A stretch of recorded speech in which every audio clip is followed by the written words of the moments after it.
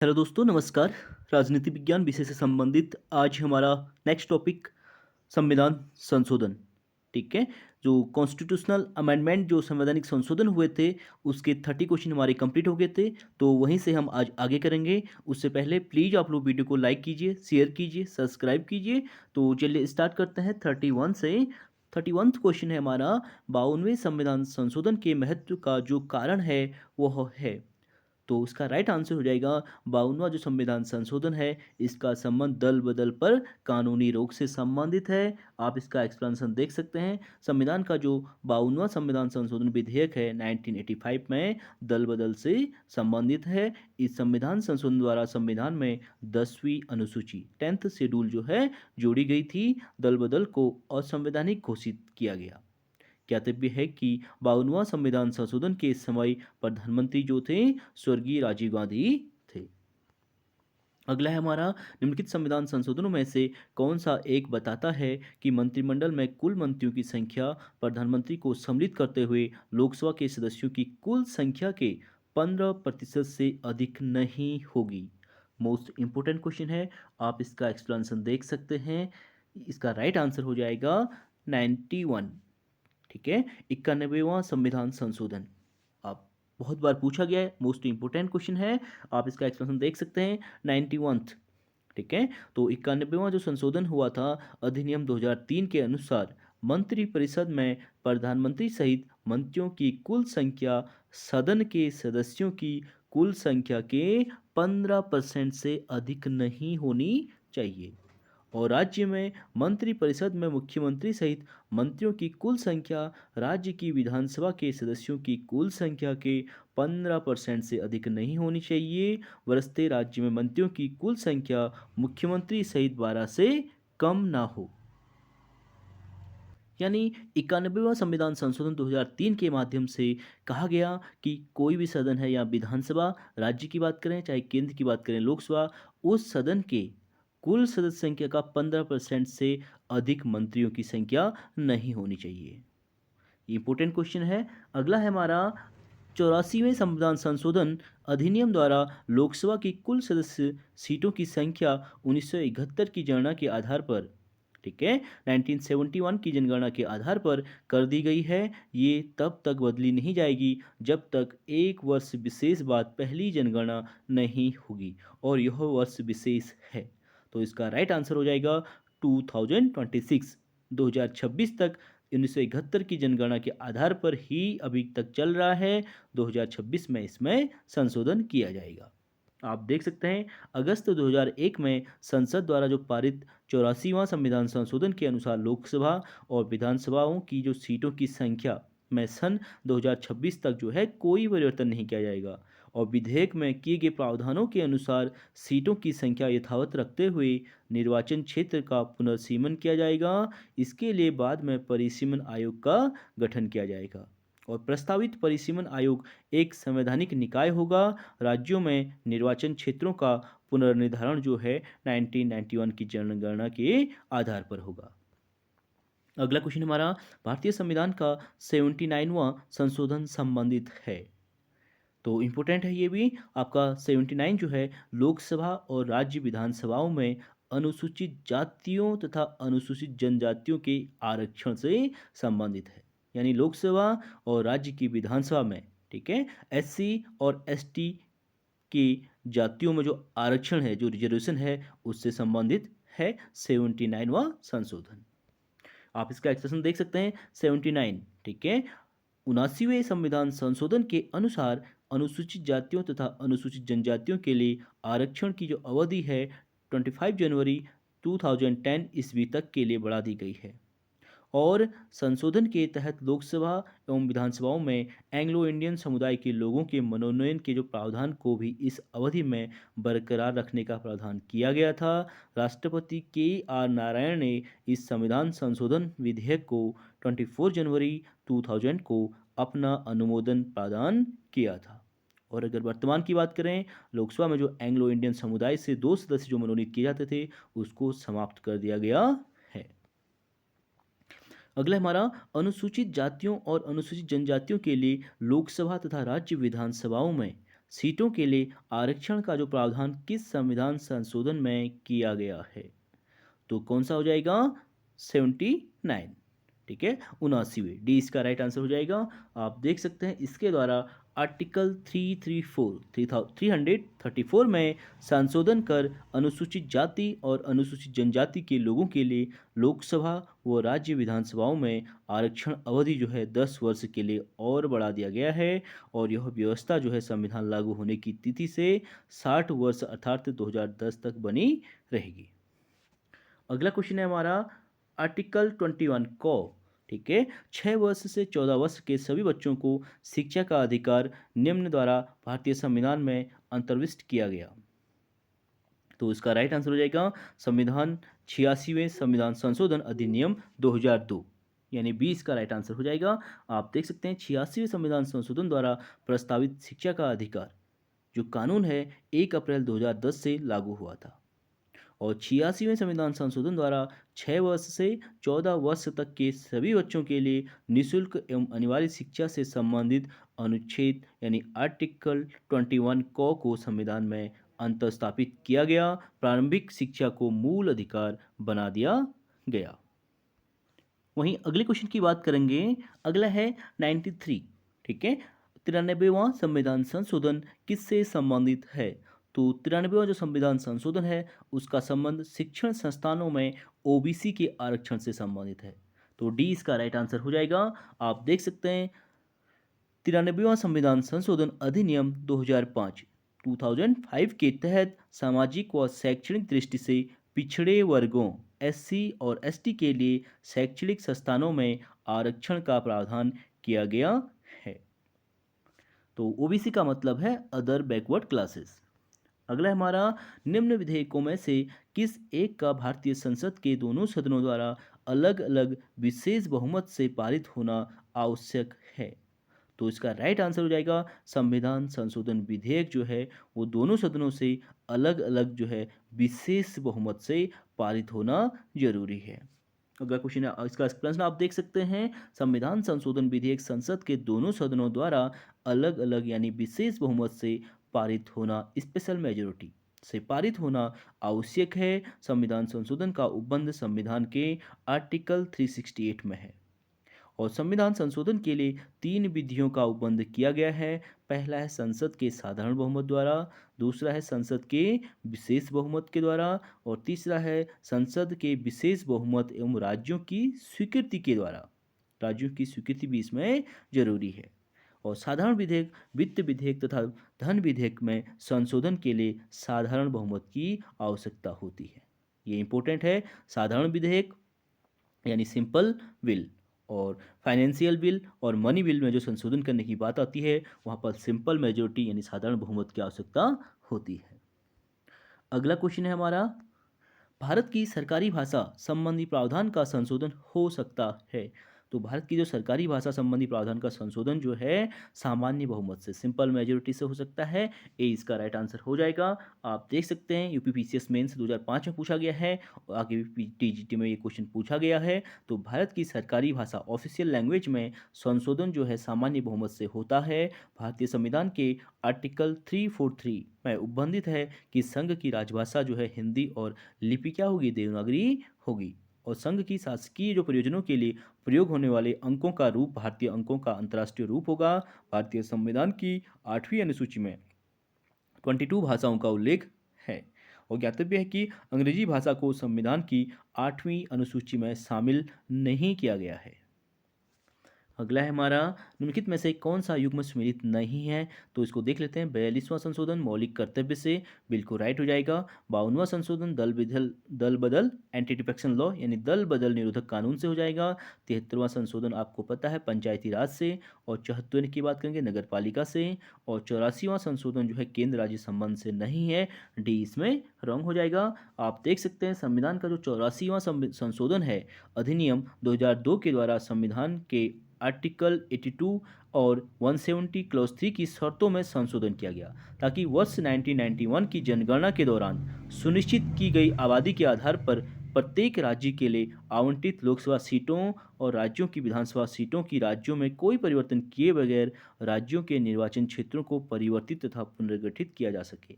इसमें अनुसूचित जाति और अनुसूचित जनजाति के निर्वाचन क्षेत्र भी शामिल हैं। अगला क्वेश्चन है हमारा, सूची 1 को सूची 2 से मिलाने की बात कर रहा है, तो इसे देख लेते हैं। इंपॉर्टेंट है आपका क्वेश्चन।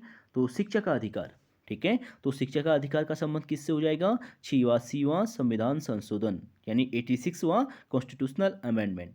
नगर पंचायत का संबंध किससे हो जाएगा? 74, ठीक है, 74वां संशोधन। और पंचायती राज निर्वाचन का 73वां संशोधन यानी पहला हो जाएगा। और सेवा कर का संबंध जो है आपका 88वां संशोधन यानी 88वां संशोधन हो जाएगा। आप इसे देख सकते हैं। शिक्षा का अधिकार जो है 86वां संशोधन, नगर पंचायत 74th हो जाएगा, पंचायती राज निर्वाचन की बात करें 73 हो जाएगा, और सेवा कर की बात करेंगे, सर्विस टैक्स की बात करेंगे 88th हो जाएगा। तो अगला क्वेश्चन है हमारा, भारतीय संविधान के अनुसार निम्न विषयों पर संवैधानिक संशोधन के लिए कम से कम आधे राज्यों के विधानमंडल द्वारा संतुष्टि आवश्यक है। तो किसके लिए संपुष्टि आवश्यक है? तो इसमें देख सकते हैं आप लोग, संविधान के संघीय प्रावधान के लिए बिल्कुल राइट स्टेटमेंट हो जाएगा, सर्वोच्च न्यायालय के अधिकारों के लिए बिल्कुल राइट स्टेटमेंट है, और संविधान संशोधन की प्रक्रिया के लिए आपको पता है अगले क्वेश्चन में हमने किया था, तो तीसरा भी इसमें राइट हो जाएगा। और नए राज्यों का निर्माण अथवा राज्यों की सीमाओं के नामों में परिवर्तन के लिए जो है ये जरूरी नहीं है, ठीक है। तो इसका पहला, दूसरा और तीसरा राइट हो जाएगा। इसका एक्सप्लेनेशन आप देख सकते हैं। संविधान के आर्टिकल 368 368 के अनुसार संविधान के संघीय ढांचे संबंधी प्रावधान सर्वोच्च न्यायालय के अधिकार क्षेत्र तथा संविधान संशोधन की प्रक्रिया में संशोधन करने के लिए कम से कम आधे राज्यों के विधानमंडलों की सहमति यानी संपुष्टि अनिवार्य है। जबकि नए राज्यों के निर्माण, उनकी सीमाओं एवं नामों में परिवर्तन करने का जो अंतिम अधिकार है वो किसको है? वो पार्लियामेंट को है यानी संसद को है। आप इसे नोट डाउन कर सकते हैं, इंपॉर्टेंट है। राज्यों के निर्माण और उसकी सीमाओं परिवर्तन का जो संबंध अधिकार है वो पार्लियामेंट को दिया गया है, और इसके लिए आधे राज्यों की विधायिकाओं की संपुष्टि आवश्यक आवश्यक जो है नहीं है। अगला क्वेश्चन है हमारा, संविधान में संशोधन की पहल की जा सकती है। तो जो संविधान है उसमें संशोधन की पहल जो है संसद के किसी भी सदन में की जा सकती है, चाहे लोकसभा में हो चाहे राज्यसभा में हो। इसका डी राइट आंसर हो जाएगा। आप देख सकते हैं संविधान संशोधन की प्रक्रिया का उल्लेख संविधान के आर्टिकल 368 क्लॉज 2 में है, और इस अनुच्छेद में उल्लेखित है कि संविधान संशोधन की प्रक्रिया संसद के किसी भी सदन में आरंभ की जा सकती है। इसके हेतु संसद के प्रत्येक सदन द्वारा कुल सदस्यों का बहुमत और मतदान में भाग लेने वाले सदस्यों की 2/3, ठीक है, 2/3 मतों से विधेयक पारित हो जाए तो राष्ट्रपति की स्वीकृति मिलते ही वह संशोधन जो है संविधान का भाग बन जाएगा। अगला क्वेश्चन है हमारा, संविधान में संशोधन करने की भारतीय संसद की शक्ति पर कुछ सीमाएं हैं। तो वो सीमाएं कौन कौन सी हैं? तो वो सीमाएं हैं, संविधान के मूल ढांचे में संसद कोई संशोधन नहीं कर सकती। तो सी इसका राइट आंसर हो जाएगा, क्योंकि जो मूल ढांचा बेसिक स्ट्रक्चर है, ठीक है, उसमें संशोधन नहीं किया जा सकता। केशवानंद भारतीवाद 1973 में कहा गया है। तो सी इसका राइट आंसर हो जाएगा। आप देख सकते हैं केशवानंद भारती मामले में उच्चतम न्यायालय ने 7:6, ठीक है, यहाँ पे 13 जजेस बैठे थे, तो 7 ने जो इसमें हाँ की थी और 6 ने ना की थी, इसीलिए रेशियो दिया गया है 7:6 से। यह निर्णय दिया गया कि यद्यपि आर्टिकल 368 के अंतर्गत संसद की जो संविधान में संशोधन करने की शक्ति जो है पर्याप्त व्यापक है, किंतु यह असीमित नहीं है, और संसद ऐसा कोई संशोधन नहीं कर सकती जिससे संविधान के मौलिक तत्व तथा मौलिक आधारभूत ढांचा नष्ट हो जाए। आप स्टेटमेंट को देख सकते हैं, जिससे संविधान के मौलिक तत्व तथा मौलिक आधारभूत ढांचा जो है नष्ट हो जाए, संसद जो है ऐसा संशोधन नहीं कर सकती। और संसद की इस शक्ति पर विविक्षित सीमाएं हैं जो स्वयं संविधान में निहित है। अगला क्वेश्चन है हमारा, यदि कोई संविधान संशोधन विधेयक लोकसभा से पारित हो जाता है परंतु राज्यसभा उसे अस्वीकार कर देती है, तो परिणाम यह होगा, ठीक है। तो कॉन्स्टिट्यूशनल अमेंडमेंट की बिल की बात कर रहा है, तो संविधान संशोधन विधेयक की बात कर रहा है, तो उस विधेयक का परित्याग करना पड़ेगा, क्योंकि मनी बिल के संबंध में है, राज्यसभा को कोई अधिकार प्राप्त नहीं है। यहाँ पे संविधान संशोधन विधेयक की बात कर रहा है, यहाँ से दोनों सदनों से पास होना जरूरी है, तो इसलिए ए इसका राइट आंसर हो जाएगा। आप देख सकते हैं संविधान संशोधन के लिए संसद के संयुक्त अधिवेशन का कोई प्रावधान नहीं है। यदि कोई संविधान संशोधन विधेयक लोकसभा से पारित हो जाता है परंतु राज्यसभा से उसे अस्वीकार कर देती है तो उस विधेयक का जो है परित्याग करना पड़ता है, यानी वह बिल जो है कोलैप्स हो जाता है। और यहीं अगर मनी बिल के संबंध में बात करेंगे तो राज्यसभा को लोकसभा पास करने के बाद राज्यसभा को 14 दिन का टाइम देती है। अगर राज्यसभा 14 दिन के अंदर उसे पास करती है तो ठीक है, नहीं तो वरना लोकसभा के द्वारा पास मान लिया जाता है। उसमें लोकसभा का एकाधिकार है, उसमें राज्यसभा को कोई शक्तियाँ नहीं दी गई हैं। अगला है हमारा संविधान का 98वां संशोधन किससे संबंधित है? तो 98th जो संशोधन है उसका संबंध इसमें से कोई भी नहीं है। आप देख सकते हैं 98th जो संविधान संशोधन के अंतर्गत आर्टिकल 371, ठीक है, क्लॉज आई को संविधान में सम्मिलित किया गया है, जिसका उद्देश्य कर्नाटक के राज्यपाल को ऐसी शक्तियां प्रदान करना था जिससे कि वह हैदराबाद कर्नाटक क्षेत्र के लिए विकास का स्वरूप तय कर सके। अगले क्वेश्चन की बात करेंगे, फिर सूची 1 को सूची 2 से मिलाने के लिए बात कर रहा है, तो इसे देख लेते हैं। तो यहाँ पे जो है न्यायिक पुनरीक्षण शक्ति का परिसीमन, ठीक है, तो न्यायिक पुनरीक्षण शक्ति का जो परिसीमन की बात की गई थी वो 38th संशोधन में, ठीक है, 38वां संशोधन था। और संपत्ति के अधिकार को मौलिक अधिकारों से हटाए जाना वो आपको पता है 44th संशोधन, ठीक है, 44वां संशोधन जो 42वें के बाद आया था। और मताधिकार की आयु जो है 21 वर्ष से घटाकर 18 वर्ष जो की गई थी वो 61th यानी 61वें संविधान संशोधन के तहत की गई थी। और उद्देशिका में पंथ निरपेक्ष शब्द जो जोड़ा गया था वो 42वें संविधान संशोधन के द्वारा जोड़ा गया था। धर्मनिरपेक्ष शब्द की जगह पंथ निरपेक्ष को ऐड किया गया है 42वें संविधान संशोधन के द्वारा। अगला क्वेश्चन है हमारा, भारतीय संविधान की प्रस्तावना में संशोधन कितनी बार हुआ है? प्रस्तावना की बात कर रहा है, ठीक है, प्रेम्बल की बात कर रहा है, तो प्रेम्बल में जो संशोधन हुआ है एक बार हुआ है केवल। और कब हुआ है? 42वें संविधान संशोधन 1976 के तहत।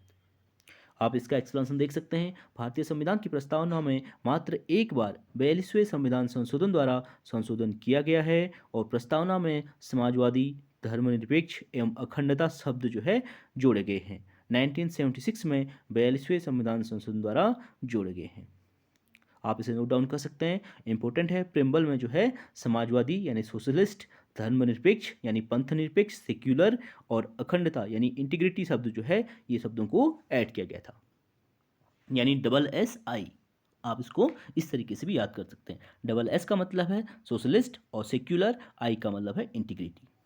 अगला क्वेश्चन है हमारा, भारतीय संविधान के किस अनुच्छेद में संशोधन की प्रक्रिया का उल्लेख है? तो इंपॉर्टेंट क्वेश्चन है। आपको पता है संशोधन की प्रक्रिया का जो उल्लेख है 368 यानी सी इसका राइट आंसर हो जाएगा। आप देख सकते हैं संविधान संशोधन की प्रक्रिया का जो उल्लेख है आर्टिकल 368 में किया गया है। संसद के प्रत्येक सदन में उपस्थित एवं मत देने वाले प्रत्येक सदस्यों में 2/3 बहुमत से संविधान संशोधन विधेयक को पारित होना आवश्यक है। 2/3, ठीक है, जैसे 100 मेंबर है, 100 का 2/3 आप निकालिए तभी उसको संविधान संशोधन माना जाएगा, जब 2/3 आप निकालेंगे। और 100 का 2/3 निकालेंगे तो शायद 66 के अप्रॉक्स बैठेगा। वो कुछ विषयों में आधे से अधिक राज्यों की सहमति भी आवश्यक है। इस तरह संसद में संविधान संशोधन विधेयक पर संयुक्त अधिवेशन नहीं लाया जा सकता। अभी तक 127वां संविधान संशोधन विधेयक संसद में लाए जा चुके हैं, जिसमें से 105 विधेयक जो है अधिनियम के रूप में पारित हो चुके हैं। यानी 127 जो है बिल लाए गए थे और उसमें से 105 केवल पास हुए हैं, ठीक है, बाकी कोलैप्स हो गए हैं। अगला है हमारा, भारतीय संविधान के निम्नलिखित संशोधनों में से किस संशोधन के अधीन शिक्षा का अधिकार मौलिक अधिकार बना था? मोस्ट इंपोर्टेंट क्वेश्चन है। यो था 86वें संविधान संशोधन 2002। 20 का राइट आंसर हो जाएगा। आप देख सकते हैं दिसंबर 2002 को संविधान के 86वें संविधान संशोधन किया गया था। और आर्टिकल 21 को, ठीक है, अनुच्छेद 21 को अंतः स्थापित करके एक नया मूल अधिकार बनाया गया है। इसके द्वारा राज्य को यह कर्तव्य सौंपा गया है कि वह 6 से 14 वर्ष की आयु के सभी बालकों को निःशुल्क प्रारंभिक शिक्षा प्रदान करेगा। अगला है हमारा, शिक्षा का अधिकार भारत के संविधान के किस संशोधन द्वारा प्रदान किया गया था? तो शिक्षा का अधिकार भारत के कौन सा संविधान संशोधन के द्वारा प्रदान किया गया था? 86वें संविधान संशोधन। डी इसका राइट आंसर हो जाएगा। यूपीपीसीएस ACF RFO में पूछा गया है, मेंस में पूछा गया है। 2 दिसंबर 2002, ठीक है, को संविधान में 86वां संशोधन किया गया। इसके तहत आर्टिकल 21A को शिक्षा का मौलिक अधिकार बना दिया गया और इस मूल अधिकार के क्रियान्वयन हेतु वर्ष 2009 में निःशुल्क एवं अनिवार्य बाल शिक्षा का अधिकार अधिनियम बनाया गया। इसके तहत 6 वर्ष से 14 वर्ष की आयु के प्रत्येक बच्चे के लिए शिक्षा को मौलिक अधिकार के रूप में अंगीकृत किया गया यानी अपनाया गया। अगला है हमारा, किस संवैधानिक संशोधन के द्वारा संपत्ति का अधिकार मौलिक अधिकार के रूप में समाप्त कर दिया गया? ठीक है, संपत्ति का अधिकार, राइट टू वेल्थ जो था पहले हमारा, ये फंडामेंटल राइट्स था, मौलिक अधिकार था। इसको 44वें संविधान संशोधन के द्वारा समाप्त करके आर्टिकल 300 क में एक विधिक अधिकार या कानूनी अधिकार की मान्यता दी गई है, यानी ए इसका राइट आंसर हो जाएगा। आप देख सकते हैं ए, यानी 44th, ठीक है, 44वें संविधान संशोधन अधिनियम 1978 द्वारा संपत्ति के अधिकार को मूल अधिकारों की श्रेणी से हटाकर उसे संविधान के आर्टिकल 300 क या फिर ए के तहत एक विधिक यानी कानूनी अधिकार के रूप में शामिल किया गया है। इसमें यह व्यवस्था दी गई है कि कोई भी व्यक्ति कानून के बिना संपत्ति से वंचित नहीं किया जाएगा। अगला है हमारा, 42वें संविधान संशोधन द्वारा किस अनुच्छेद के माध्यम से श्रमिकों की प्रबंधन में भागीदारी सुनिश्चित की गई है? मोस्ट इंपोर्टेंट क्वेश्चन है। श्रमिकों की प्रबंधन में भागीदारी की जो बात की गई है तो वो की गई है आर्टिकल 43A में, यानी 43A। डी इसका राइट आंसर हो जाएगा। और 43A का संबंध आपको पता है डीपीएसपी यानी राज्य के नीति निषेध तत्वों से है, directive principle of state policy. तो आप इसका एक्सप्लेनेशन देख सकते हैं। 42वें संविधान संशोधन द्वारा अनुच्छेद आर्टिकल 43A के माध्यम से श्रमिकों की प्रबंध में भागीदारी जो है सुनिश्चित की गई है। इंपॉर्टेंट आर्टिकल है, नोट डाउन कर सकते हैं। अगला है हमारा, संविधान का कौन सा संशोधन यह प्रावधानित करता है कि कोई कानून जो राज्य के उन नीति निर्देशक सिद्धांतों का जो आर्टिकल 39B और C में वर्णित है प्रभावी बनाने हेतु पारित किया जाए, इस कारण से निरस्त नहीं किया जाएगा कि वह अनुच्छेद 14 और 19 में प्रदत्त अधिकारों को सीमित करता है? तो इसका राइट आंसर हो जाएगा 25वां संशोधन। ठीक है, ए इसका राइट आंसर हो जाएगा। आप इसका एक्सप्लेनेशन देख सकते हैं। संविधान का जो 25वां संशोधन अधिनियम 1971 में आर्टिकल 31 गौ के अंतर्गत यह प्रावधान किया गया है कि यदि आर्टिकल 39 के खंड ख और ग में निहित निर्देशक सिद्धांतों को प्रभावी करने के लिए कोई कानून पारित किया जाता है तो ऐसा कानून इस आधार पर शून्य नहीं माना जाएगा कि वह आर्टिकल 14, 19 और 31 का उल्लंघन करता है या उसमें प्रदत्त अधिकारों को सीमित करता है या कम करता है। उल्लेखनीय है कि आर्टिकल यानी अनुच्छेद 39 के खंड ख और ग का संबंध समुदाय के भौतिक संसाधनों के वितरण और आर्थिक व्यवस्था के संचालन से है। अगला है हमारा, निम्नलिखित में से कौन सा एक राज्य का नीति निषेध सिद्धांत जो है संविधान के वाद में जोड़ा गया है? तो राज्य का जो नीति निषेध सिद्धांत वाद में जोड़ा गया है, आपको पता है मुफ्त कानूनी सलाह को ऐड किया गया है, यानी सी इसका राइट आंसर हो जाएगा। 42वें संविधान संशोधन अधिनियम 1976 के द्वारा राज्य के नीति निषेध तत्वों में निम्न बातें जोड़ी गई हैं। पहला है आर्टिकल 39 कॉक में मुफ्त कानूनी सलाह की बात की गई है और दूसरा है आर्टिकल 48 कॉ में वन्य एवं वन्य जीवों की सुरक्षा से संबंधित है और आर्टिकल तीसरा जो है आर्टिकल 43 कॉ में प्रबंधन में मजदूरों की भागीदारी से संबंधित है। जो भी आर्टिकल है जिसके आगे आर्टिकल के बाद क्लॉज को या ए या बी लग जाता है उसको बाद में ऐड किया जाता है। अगला है हमारा, जीएसटी को किस संवैधानिक अधिनियम के द्वारा लागू किया गया था? मोस्ट इंपोर्टेंट क्वेश्चन है। GST goods and service tax, वस्तु एवं सेवा कर, तो इसको जो है संविधान में कौन से संविधान संशोधन के द्वारा ऐड किया गया था? तो डी इसका राइट आंसर हो जाएगा, यानी 101वां संविधान संशोधन। आप इसका एक्सप्रेशन देख सकते हैं। जीएसटी एक अप्रत्यक्ष कर है, इनडायरेक्ट टैक्स है। इसके लिए 122वां संविधान संशोधन विधेयक जो है राज्यसभा में 3 अगस्त 2016 को पारित कर दिया गया और 8 सितंबर 2016 को राष्ट्रपति के हस्ताक्षर के उपरांत यह 101वें 101वें यानी 101वें संशोधन अधिनियम 2016 के रूप में अधिनियमित किया गया था। यानी जो बिल है वो 122वां था और जो पास होने के बाद जो बिल है 101वां जीएसटी से संबंधित है। उल्लेखनीय है कि संविधान में एक नया आर्टिकल 279 ए इंपॉर्टेंट आर्टिकल जो जीएसटी से संबंधित है, इसे नोट डाउन कर सकते हैं। आपका जो है आर्टिकल 279 ए जोड़कर जीएसटी परिषद के गठन का प्रावधान किया गया है और इसकी स्थापना 15 सितंबर 2016 में की गई थी। क्वेश्चन पूछा गया है बहुत बार कि जीएसटी का संबंध गुड्स एंड सर्विस टैक्स का संबंध जो है कौन से आर्टिकल से है, तो यहाँ पे 279 ए इसका राइट आंसर हो जाएगा। अगला हमारा, किस संविधान संशोधन के द्वारा प्रस्ताव में अखंडता जोड़ा गया है? अखंडता का मतलब है इंटीग्रिटी, तो वो जोड़ा गया था 42वें संविधान संशोधन के द्वारा। ठीक है, तो यानी 42वां जो संविधान संशोधन था 1976 के द्वारा जोड़ा गया था, तो ए इसका राइट आंसर हो जाएगा। आप देख सकते हैं 42वें संविधान संशोधन अधिनियम 1976 द्वारा संविधान की प्रस्तावना में समाजवादी, पंथ निरपेक्षता तथा अखंडता 3 शब्द जोड़े गए थे और साथ ही एक नया भाग भाग 4 को भी जोड़ा गया जिसमें मौलिक कर्तव्यों का उल्लेख किया गया है और वर्तमान मौलिक कर्तव्यों की संख्या जो है 11 है। अगला हमारा, इसमें से किस संशोधन के द्वारा दिल्ली राजधानी क्षेत्र बनाया गया था? मोस्ट इंपोर्टेंट क्वेश्चन टीजीटी में पूछा गया है, तो दिल्ली राजधानी क्षेत्र जो बनाया गया था वो उसका राइट आंसर हो जाएगा सी। ठीक है, 69th यानी 69वें संविधान संशोधन के द्वारा, सी इसका राइट आंसर हो जाएगा। आप देख सकते हैं 69th संविधान संशोधन के तहत केंद्र शासित प्रदेश दिल्ली को विशेष दर्जा देते हुए उसे राष्ट्रीय राजधानी क्षेत्र घोषित किया गया था और इस संशोधन के तहत दिल्ली के विधानसभा सदस्यों की संख्या जो है 70 निर्धारित की गई थी और साथ ही साथ 7 सदस्यीय मंत्रिपरिषद की व्यवस्था की गई है।